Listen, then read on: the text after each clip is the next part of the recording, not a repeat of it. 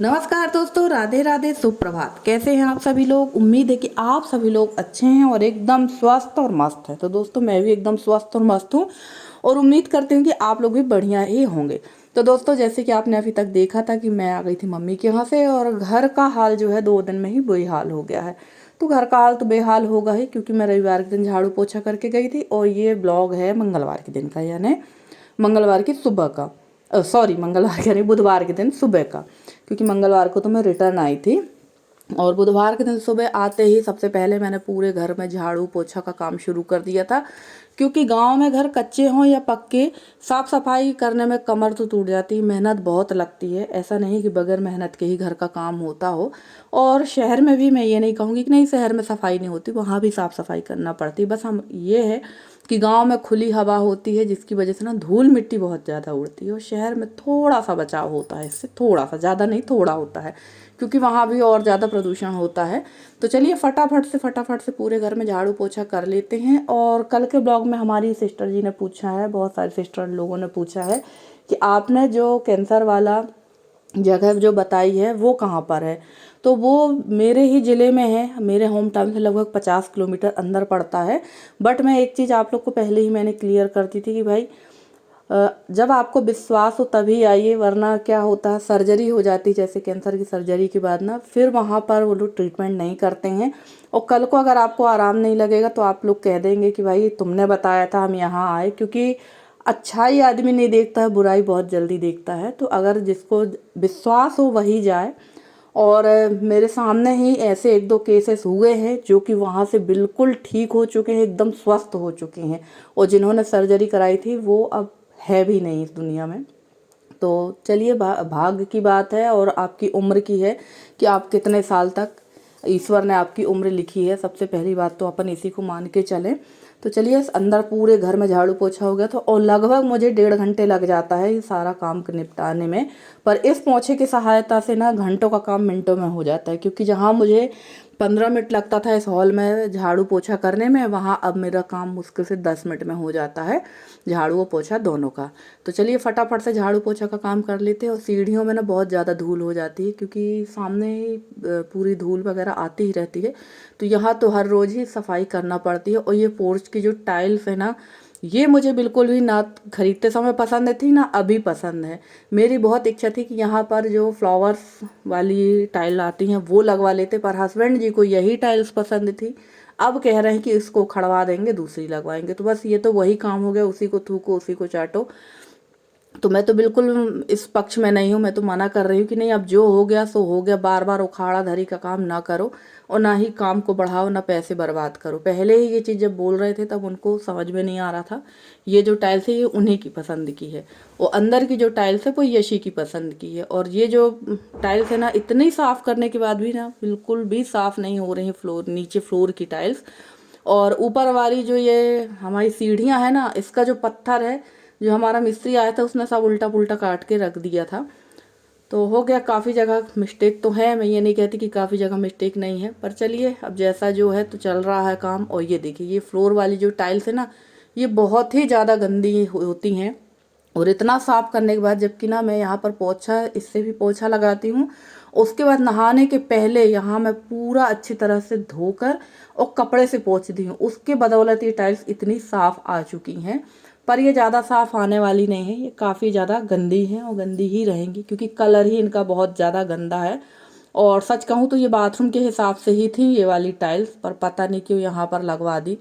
हो गया, अब जो है, अब जैसा है वैसा ही चलने देते हैं। तो चलिए, यहाँ पर तो गंदगी का अंबार रहता है, अभी साफ सुथरा करेंगे। बर्तन वाली आएगी, जहाँ की तहाँ राख है और जितना भी सबला कचरा कूड़ा है वो सब यहीं पर डाल के चल देंगे। उनको थोड़ी ना साफ सफाई से मतलब, उनको तो सिर्फ बर्तन धोना है और रख के चले जाना। और मैं रोज़ यहाँ पे साफ़ करती हूँ, क्योंकि ये फ्रंट एरिया है, और फ्रंट ही अगर आपका गंदा है ना, तो इसी से समझ में आ जाता है कि यार आपके घर में कितनी साफ़ सफाई है, आप चाहे अंदर कितनी भी कर लें।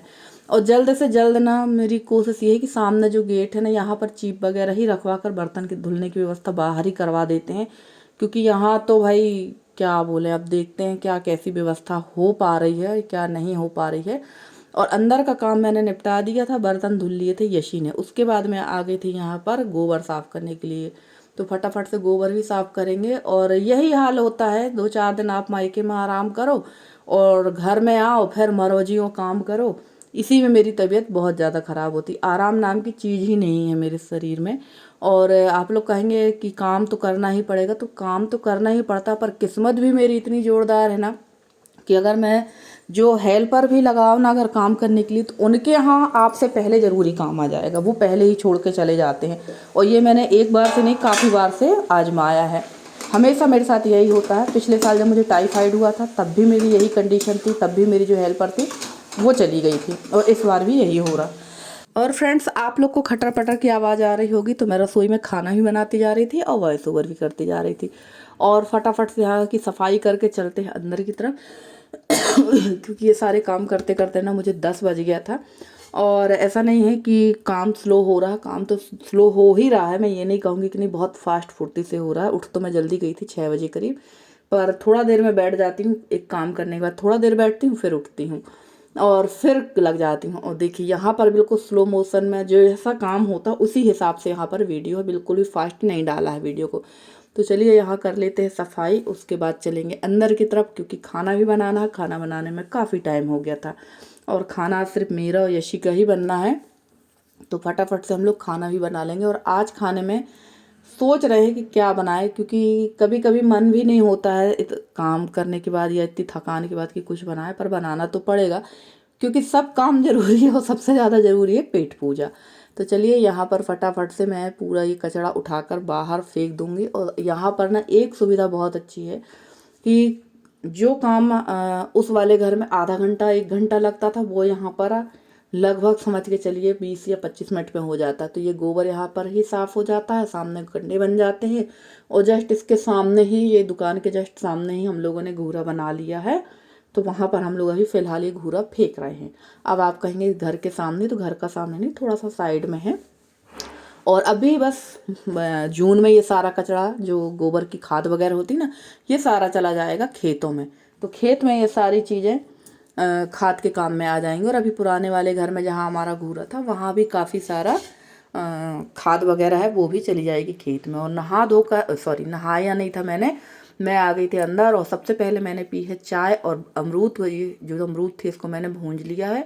और देखिए अमरूद है, हरी धनिया, हरी मिर्ची, अदरक, लहसुन, और इसमें डाला है मैंने जीरा और नमक। और अमरूद को मैंने भूंज लिया है, क्योंकि भुनी हुई अमरूद कहते हैं ना खांसी में बहुत ज़्यादा फ़ायदा करती है। तो इतनी दवाइयाँ तो हो चुकी हैं, पर असर तो खांसी में ज़्यादा नहीं हो रहा है। अब थोड़ा बहुत यही दवाइयाँ करके देख लेते हैं। मैंने अमरूद को भून लिया और बना लेंगे इसकी चटनी। और बहुत सारे मतलब सिस्टर जो हैं, जैसे कल मेरे पास एक सिस्टर का फ़ोन आया था, उन्होंने कहा कि उन्होंने आज तक अमरूद की चटनी नहीं खाई है। तो चलिए आज देख लीजिए कि अमरूद की चटनी मैंने बनाई है। और कल ही मैंने ये ब्लॉग शूट किया था। और एक और मेरे पास कमेंट आया था कि हमने आज तक अमरूद की चटनी नहीं खाई है। तो ये है अमरूद, जिसको हमारे यहाँ बिही कहते हैं, छत्तीसगढ़ में जाम कहते हैं। आपके यहाँ क्या कहते हैं ज़रूर बताना, ज़्यादातर अमरूद ही कहते हैं। तो चलिए यहाँ मैं फटाफट से सिल से ही चटनी पीसूँगी, क्योंकि सिल की पिसी हुई चटनी ना बहुत टेस्टी होती है। और मैं आपने देखा अक्सर मैं सिल पर ही चटनी बनाती हूँ। तो यहाँ मैंने ये सारी चीज़ें ले ली थी, हरी धनिया, अदरक, लहसुन, मिर्ची, जीरा और नमक। जीरा मैंने कच्चा ही लिया है, भुंजा जीरा नहीं लिया है। जीरे की मात्रा कम ही रखिएगा। अदरक, मिर्ची, लहसुन आप अपने स्वाद के अनुसार रख सकते हैं।